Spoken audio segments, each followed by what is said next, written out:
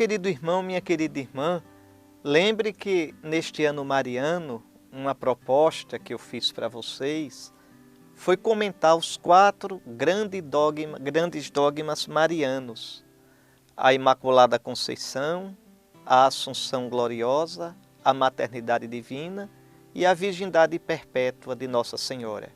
Eu já comentei 3, falta o último e mais importante dos dogmas de Nossa Senhora, a sua Assunção Gloriosa. Por que o mais importante? Mais importante para Nossa Senhora, porque é a plenitude dela, como um rio que corre, corre até chegar no mar. Na sua Assunção Gloriosa, Nossa Senhora chega a Deus. Ela é plenamente criatura, plenamente mulher, plenamente mãe, plenamente Maria.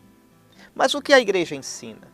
A Igreja ensina que Nossa Senhora, ao final da sua peregrinação terrena, é assim que o Papa Pio XII, sistematizando a fé da Igreja, em 1950, com a autoridade de Mestre Supremo da fé dos cristãos, ele explicou: um dogma não é a invenção de uma doutrina.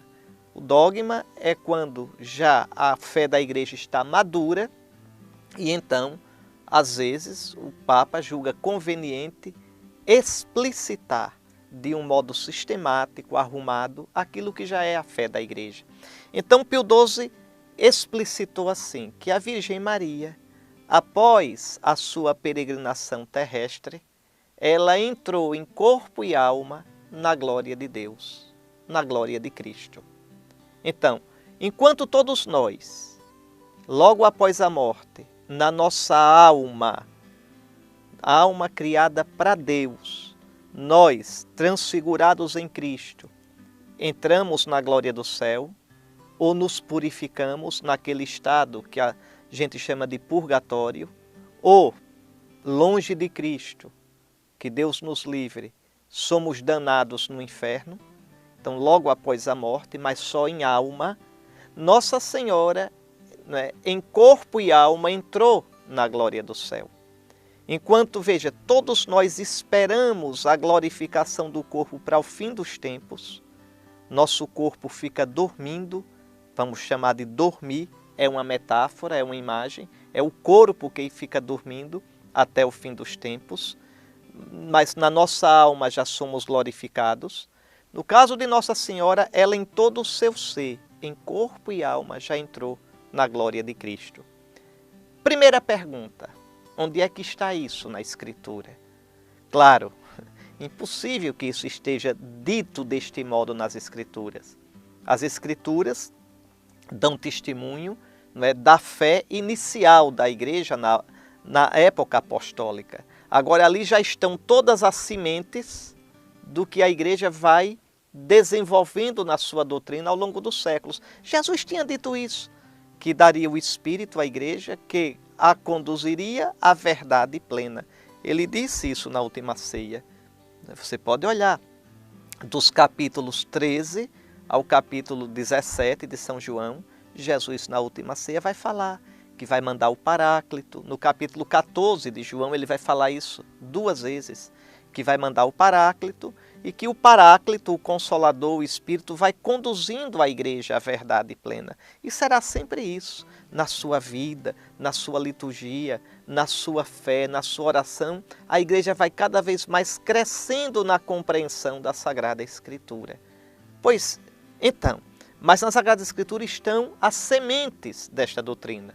Primeiro, a inimizade entre a serpente e a mulher, entre a descendência da serpente e a descendência da mulher. Eu já expliquei isso quando falei da Imaculada Conceição. Então, entre Maria e o pecado, não há pacto algum. E o pecado, o salário do pecado, é a marca da morte, do afastamento de Deus. Depois, o modo como Gabriel chama a Nossa Senhora: alegra-te, ó toda agraciada, ó toda cheia da graça de Deus, nela não há a desgraça do pecado. Depois, Nossa Senhora como discípula perfeita de Cristo, ela é aquela que escuta e guarda no coração. Ela é aquela porque, como discípula perfeita, segue o Cristo até a cruz.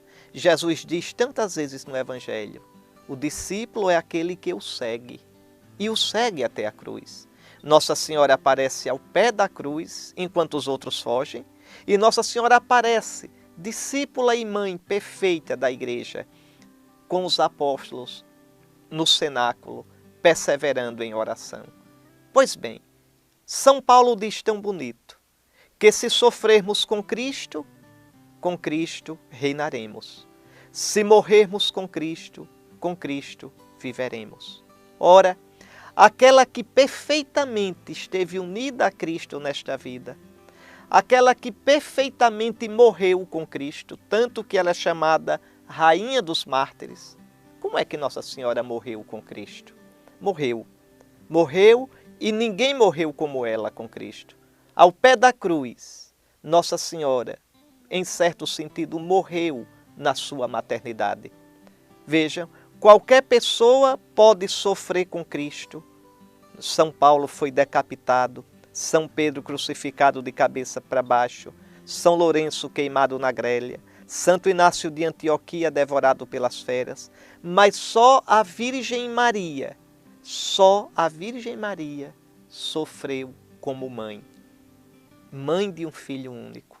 Só Nossa Senhora, vocês imaginam Nossa Senhora ao pé da cruz, virgem oferente sem igual. O próprio Simeão tinha predito: esse menino é sinal de contradição e uma espada traspassará o teu coração. Então Maria sofreu perfeitamente com Cristo. Morreu espiritualmente, morreu na sua maternidade com Cristo. E por isso, perfeitamente com Cristo, já está glorificada. Se sofrermos com Cristo, com Ele reinaremos. Se morrermos com Cristo, com Ele viveremos. Então, desde o início, os cristãos tiveram essa consciência. E olhando o Apocalipse 12, a mulher vestida de sol, fica ainda mais claro. Veja, essa mulher, ela pisa a lua, porque a lua simboliza a instabilidade deste mundo. A lua muda de fases o tempo todo. Ela pisa a lua, ela já entrou no definitivo. Ela está vestida de sol, o sol é Cristo, então é mulher gloriosa, mulher glorificada pelo Espírito Santo, que é a vida de Cristo. Mulher coroada de 12 estrelas, rainha da igreja, daí 12, consumação do povo de Israel, o povo das 12 tribos, e continuamente grávida de Cristo. Maria pode dizer como São Paulo: filhinhos por quem eu sofro continuamente as dores de parto, até que Cristo seja formado em vós.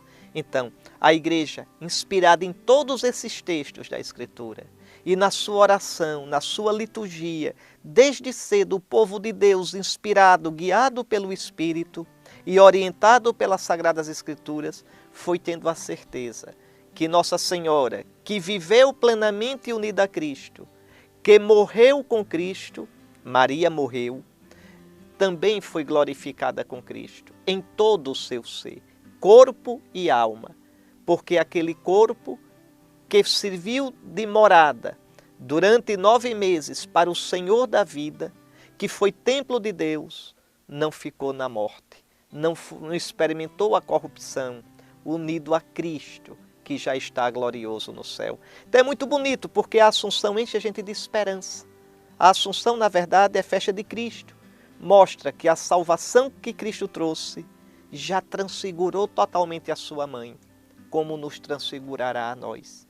Logo após a morte, transfigurará a nossa alma e no fim dos tempos, transfigurará nosso corpo. Então, em corpo e alma no céu, só a Virgem Maria de criatura.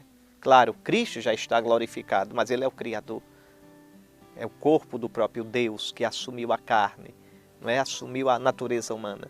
Mais uma coisa, Maria morreu mesmo? Morreu. Agora os cristãos não chamam, pelo menos os cristãos ortodoxos, retos na fé, não chamam a morte de Maria de morte, chama de dormição. Porque existe morte e morte. Uma pessoa que é muito unida a Cristo, Ave Maria, enfrenta a morte como uma graça. Santa Teresinha dizia, não é? Morro de amor. Santa Teresa d'Ávila dizia, não é?